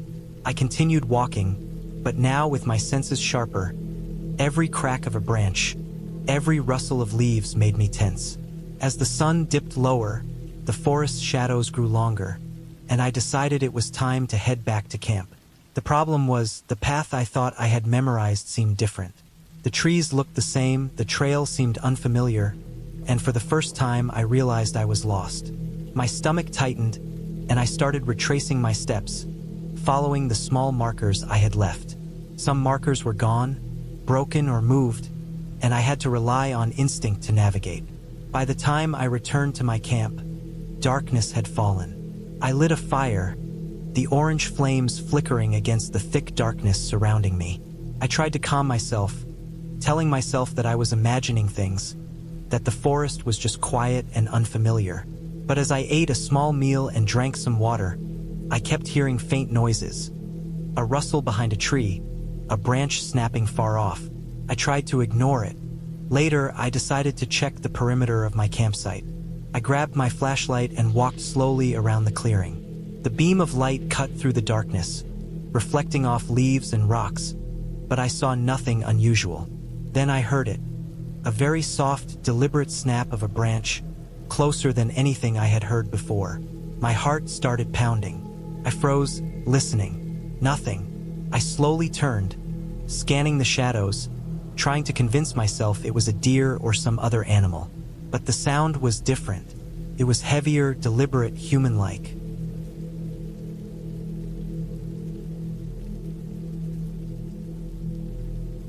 Hours passed like this, The fire dwindled, and I added more wood, keeping a careful watch. The rustling would start, stop, move closer, then retreat, always staying just beyond the firelight. I didn't sleep that night. Every sound, an owl, the wind shifting the trees, a branch snapping, made me flinch. I could feel my own heart hammering in my chest. I stayed inside my tent, flashlight close, knife in hand, thinking of the worst-case scenarios. An animal attack, a human intruder, being trapped with no way to call for help. I tried to reason with myself, imagining plausible explanations. It was a bear moving along the stream, maybe a hunter walking nearby, maybe someone camping in the distance. None of it helped. The isolation made every sound amplified, every shadow a potential threat. Morning came eventually, pale light filtering through the trees. I stepped outside cautiously, scanning the area. There was no sign of anyone, no footprints, no disturbances, nothing but the broken branches and flattened leaves of the clearing. I packed my things quickly, anxious to get moving. I didn't eat much, just drank some water and grabbed a granola bar, then shouldered my pack and headed down the trail, hoping to get back to my car. The hike out was tense, my senses on edge. Every sound made me jump. I found a few footprints on the muddy sections of the trail that weren't mine, fresh and heavy, as if someone had been there the night before. I couldn't tell if it was a person or a large animal, but it was enough to keep my pace brisk and my head on a swivel. Hours passed, and the forest seemed endless. The same trees and brush repeating themselves, disorienting me. I had to check my map constantly, trying to ensure I was heading in the right direction. By mid-afternoon, I reached a small clearing with a stream that wasn't on my map. I knew I had to be close to the edge of the forest, but without clear landmarks, I wasn't sure which direction to go. I rested for a few minutes, drinking water and trying to calm myself, when I heard it again, a heavy rustle behind me, like boots crunching over leaves. I froze. My first instinct was to run, but I knew running could be dangerous if I tripped or fell. Instead, I turned slowly, heart pounding, and saw a figure emerging from the trees. A man, tall, wearing a dark jacket and a backpack, moving deliberately toward the trail. I froze again, unsure if he was friendly, dangerous, or lost himself. We watched each other for a long moment before he nodded briefly and continued down the trail, not approaching any closer. I realized I was shaking and almost laughing at the absurdity. I hadn't seen another human being in nearly 24 hours, and suddenly one appeared as I was most vulnerable. I followed the trail cautiously, keeping him in my peripheral vision as he disappeared into the distance. Eventually, I made it back to my car. Relief washed over me in a wave I hadn't anticipated. The isolation, the fear, the uncertainty. All of it vanished as I locked the car doors and sat for a moment, breathing heavily. I was exhausted but safe. I drove slowly back down the winding road, constantly scanning the trees, half expecting to see someone following me. By the time I reached the main highway, the tension had eased enough that I allowed myself to turn on the radio and sing quietly along with the music. Looking back now, I realized that the scariest part wasn't any creature or person, not even the rustling at night. It was the uncertainty, the complete isolation, the knowledge that if something had gone wrong, there would have been no one to help. It was the vulnerability, the sharp reminder that despite all our gadgets and skills, nature and other people can still put you in a situation where survival depends entirely on your own caution and wits. I learned many things from that trip. The importance of preparation, the necessity of caution, the value of keeping a clear mind under stress. I never camped alone in such a remote area again, always making sure someone knew my plans and could check on me if I didn't return. But I also gained a sense of confidence, a knowledge that I could handle fear, isolation, and the unknown. I could survive in the woods, as long as I stayed vigilant and respected the environment I was in. The memory of that night lingers, though it no longer terrifies me. The forest was quiet and indifferent, the rustling of branches and leaves nothing personal, just part of life in the wilderness. What mattered was how I faced it, how I stayed alert, how I survived. When I finally returned home, I took a long shower, ate a hot meal, and collapsed into bed, exhausted but profoundly relieved. And while I never sought that level of isolation again, I knew I had faced one of the purest forms of fear and had come through intact, stronger, and more aware of my own resilience than I had ever been. That trip stayed with me, shaping the way I approached challenges, both in nature and in life. I had been alone, truly alone, in a place where help was hours away, and I had made it through. I knew I would never forget the sound of rustling at the edge of the firelight, the smell of damp leaves, the way the forest could feel so alive and indifferent at the same time. But I also knew that fear, when faced with preparation and calm judgment, could be managed. That knowledge gave me a sense of quiet power, a reminder that even in the most isolated and frightening circumstances, I could rely on myself to navigate the danger and return safely. I had been planning this solo camping trip for weeks. I had a few days off from work and wanted nothing more than to escape the city, disconnect, and spend time in the wilderness. I wasn't looking for adventure or thrill. I just wanted silence, the smell of pine, and the steady, grounding rhythm of nature. I had chosen a trail that was known to be moderately difficult, stretching through thick forests and along a river that promised clear water and fish. It was a weekday, so I expected the trail to be quiet, which was exactly what I wanted. I packed my backpack meticulously, making sure I had enough food, water, warm clothing, a sturdy tent, and a reliable first aid kit. I also brought a map, a compass, and a small portable stove. My phone was fully charged, and I carried a power bank, though I knew there would be no service in most of the forest. Everything was planned, and I felt confident. I drove early in the morning to the trailhead, parking my car in the small lot that was almost empty. There were a few other cars, but no one I recognized. The trail began easily. The path was wide, with soft dirt underfoot and fallen leaves that cushioned each step. The forest was dense, tall trees forming a thick canopy overhead. Sunlight pierced through in thin, golden shafts, and I could hear birds chirping faintly above. I moved steadily, stopping occasionally to take in the scenery or drink water. After a couple of hours, I reached a small clearing by the river. It was perfect, a place to set up my camp.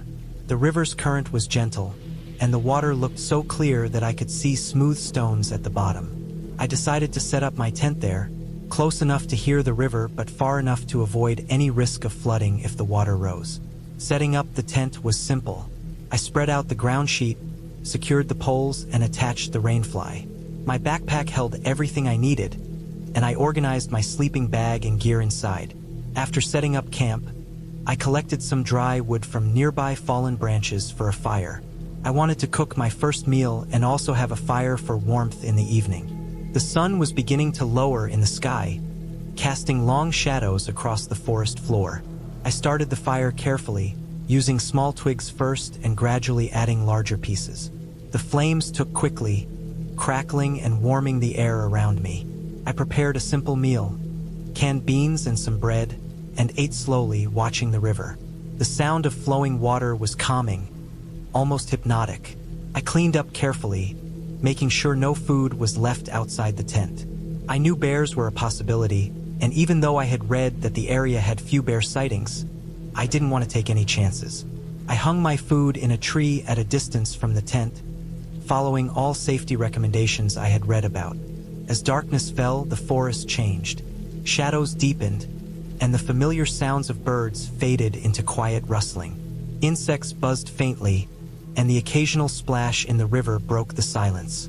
I sat by the fire for a while longer, watching the flames dance. Then, as the night grew colder, I crawled into my sleeping bag, zipped up my tent, and tried to sleep. The first few hours passed uneventfully. The forest at night was alive, but the sounds were distant and abstract. I drifted between sleep and wakefulness, comfortable in the isolation. Then, sometime past midnight, I woke abruptly. Something had shifted my attention. A sound, subtle but distinct, that didn't belong to the forest. It was a faint rustling, too precise to be a wind-blown branch. I froze, listening. The sound came from outside the tent, from the direction of the trees. At first, I tried to rationalize it. Maybe it was an animal, maybe a deer or raccoon passing nearby. I told myself I was overthinking, But then I heard it again. Soft footsteps on dry leaves, deliberate and slow. My heart started to race. I reminded myself to stay calm, to breathe slowly. I was trained in outdoor safety, and panic would not help. I quietly unzipped the small vent of my tent slightly to peek outside. The firelight illuminated the clearing faintly, casting shadows on the surrounding trees. I didn't see anything immediately, but the feeling of being watched was intense. I remembered I had a small flashlight in my tent. I clicked it on, keeping the beam low to avoid revealing my exact location. I scanned the forest cautiously. There, at the edge of the clearing, I caught a glimpse of movement, a shadow slipping between the trees. Whoever or whatever it was moving quietly but purposefully. My mind raced through possibilities. I had read about hikers encountering other humans in secluded areas, some with intentions that were not always friendly. I tried to convince myself it might just be a hunter or another camper, though it was unusual for anyone to be moving around at this hour.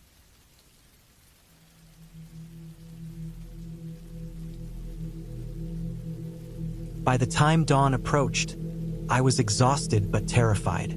The forest didn't feel the same in the light. It was no longer just quiet. It felt empty in a way that made my stomach turn. I packed my things quickly, not daring to eat breakfast or linger. Every noise now seemed amplified. The birds calling, the river rushing, my own movements as I stepped carefully through the underbrush. As I walked back toward the car, I kept seeing signs that something had been near my campsite the night before. Broken branches, deep footprints in the mud, and even a few tufts of hair snagged on a bush. I realized that whatever had been moving around me had been close enough to touch. The thought that I had been alone in a tent with a large, unknown animal, or maybe more than one, made me shiver. I reached my car and locked the doors, still feeling the adrenaline. I drove slowly on the quiet road, constantly checking my mirrors and the tree line. It wasn't until I reached the highway and the first passing cars that I started to feel some relief. I called the local ranger station to report what I saw. They told me that the area had a known population of bears and mountain lions and that hikers sometimes encountered them, though attacks were rare. My skin crawled as I realized how close I had been. Later, at home, I unpacked my gear and checked everything. I found scratches on my tent that hadn't been there before, and a few of my supplies had been disturbed, probably by the same creature that had been circling me. I carefully cleaned and stored my gear, but I couldn't shake the memory of the night. It took me weeks to stop thinking about the sounds, the shadows, and the moments when I was certain something was right outside my tent. I knew I had survived, but the forest had changed for me. What had been a place of adventure now felt like a place of raw, unpredictable danger. I later went back to that forest several times, but I never camped in that specific clearing again. I learned to read animal signs better, to stay aware of my surroundings constantly, and to respect the wildness of nature. I didn't need a ghost or a fairy tale creature to make the night terrifying. The reality of being small and vulnerable in the woods, knowing that something powerful had been close enough to reach me, was terrifying enough. It was a lesson I carried with me in every camping trip after that.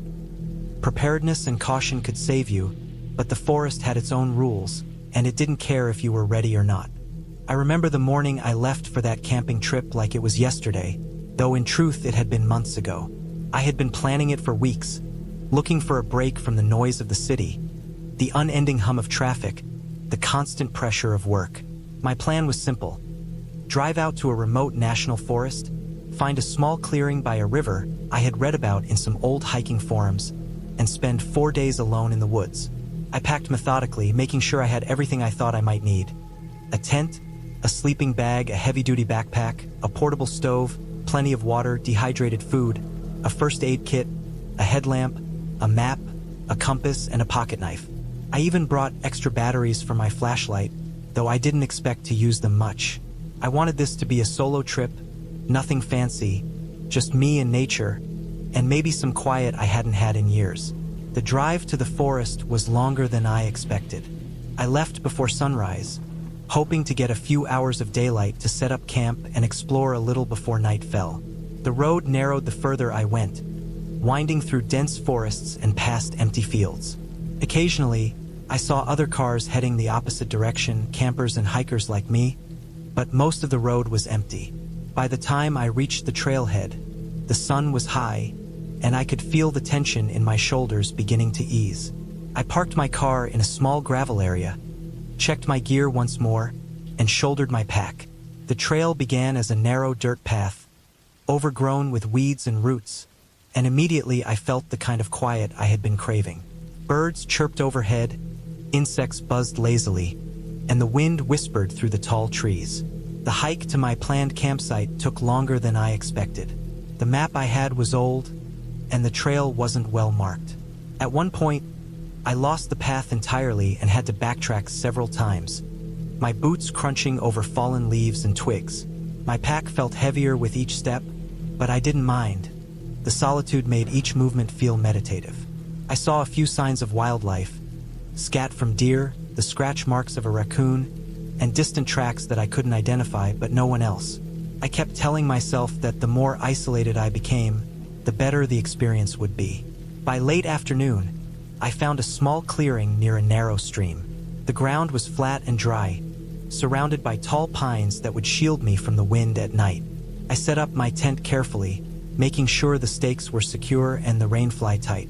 I collected some small, dry sticks and twigs for a fire and prepared a basic meal on my portable stove. I felt a strange sense of pride as I looked around the clearing. It was perfect, secluded, peaceful, and untouched. I spent the rest of the afternoon exploring the nearby area, scanning the riverbank for rocks or driftwood, noticing the way the sunlight filtered through the trees, the patterns it made on the forest floor. As evening approached, I started a small fire in a cleared circle I had prepared, being careful to leave space between the flames and the trees. I cooked some beans and rice, eating slowly while listening to the soft rush of the stream nearby. The temperature dropped quickly once the sun went behind the trees, and I wrapped myself in my sleeping bag for warmth, sitting just close enough to the fire to feel the heat, but far enough that sparks wouldn't reach me. It was around the time the light faded completely that I first noticed something strange.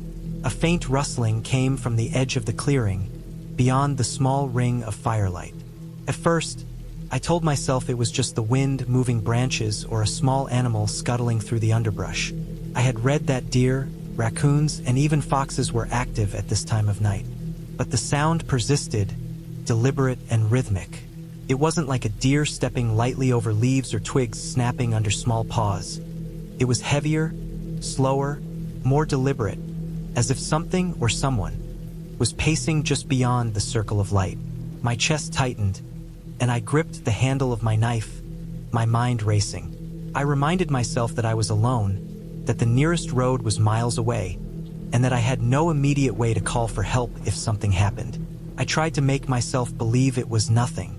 Maybe a deer, maybe a raccoon, maybe just my imagination. I threw another log on the fire, the flames leaping higher, and hoped the light would discourage whatever it was from coming closer. The rustling stopped for a moment, and I exhaled slowly, feeling a little calmer. Then it started again, closer this time.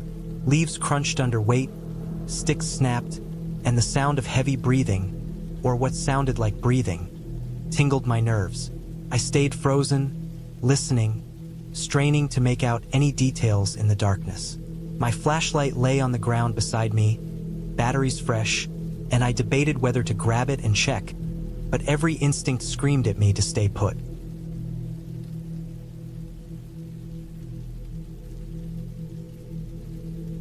Around 10 p.m., I heard it again, the sound of movement, this time closer. Branches snapping, leaves crunching under weight. My pulse accelerated. It was definitely human. Whoever it was, they were moving cautiously, maybe watching me. I grabbed my knife and flashlight, checking my surroundings. The forest beyond the firelight was a wall of darkness.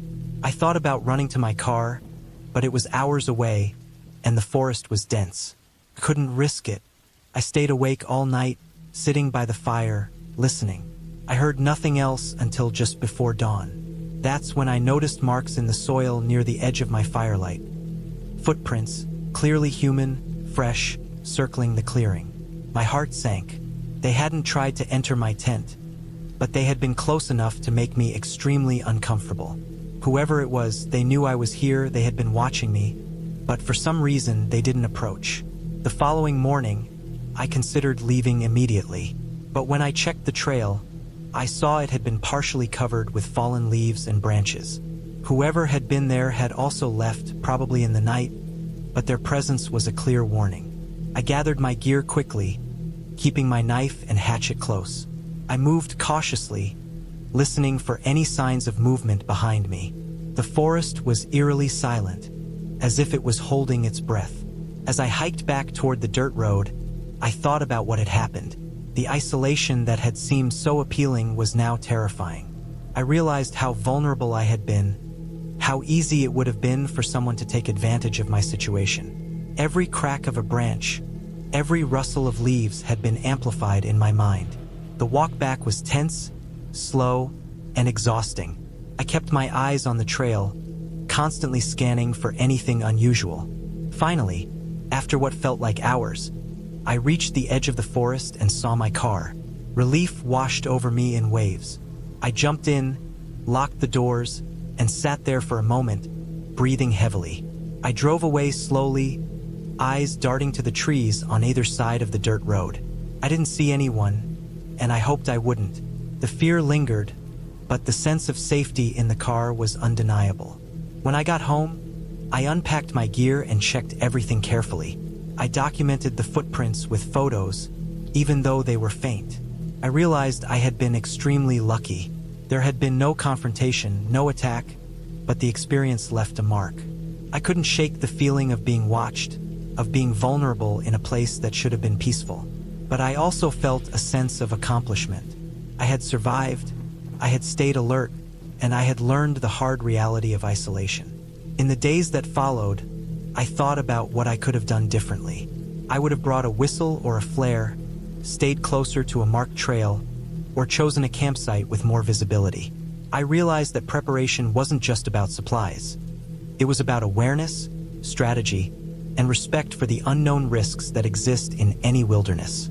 Looking back, the trip was terrifying, yes, but it also taught me something important. Fear is real, but it can be managed. The forest is beautiful, but it is unpredictable. People can be dangerous, but awareness and caution can make a difference. I never went back to that forest, not alone, but the lessons I learned stayed with me. I kept hiking and camping, but differently, with more caution, more respect for my environment, and more preparation. Even months later, I can still see the footprints in my mind. The shadowy forest, the snap of branches at night, the way the darkness seemed to watch me. It haunts me, but it also reminds me that I faced it and survived. The fear was real, but so was my survival. I know now that preparation, awareness, and quick thinking are what make the difference between being vulnerable and being safe. And that knowledge, gained through experience, is something I carry with me every time I step into the woods. I had been planning this trip for months, carefully picking a remote stretch of forest along a river I had read about in a few old camping forums. It wasn't particularly famous or popular, which was exactly what I wanted. I had spent hours researching the terrain, looking at maps, and reading reviews from people who had passed through the area. The place seemed perfect. Dense forest, limited trails, and a river deep enough to fish in but not so fast as to be dangerous. I had packed all the usual gear, tent, sleeping bag, stove, enough food for several days, first aid kit, water filters, and even extras. A large knife, rope, and a small handheld GPS device. I left my car in a small parking area that was just off a barely paved road, where I had seen only 2 other vehicles in the entire week leading up to my trip. It was isolated, just as I wanted. I began my hike late in the morning. The sun was bright, and the air was crisp, the kind of sharp freshness you only get in deep forests. The trail was faint but navigable, with leaves thick on the ground and the smell of damp earth all around. Birds called above me, though their sounds were more distant than I expected. The farther I walked, the quieter it became. After about 2 hours, I reached a small clearing near the river that I had chosen for my campsite. The area was perfect. Flat ground for my tent, some scattered rocks for a fire pit, and enough trees for some shelter from the wind without feeling claustrophobic. I unpacked and set up my tent carefully, making sure the lines were tight and the tent was stable on the slightly sloped ground. By mid-afternoon, I had built a small fire and settled into the routine I had anticipated.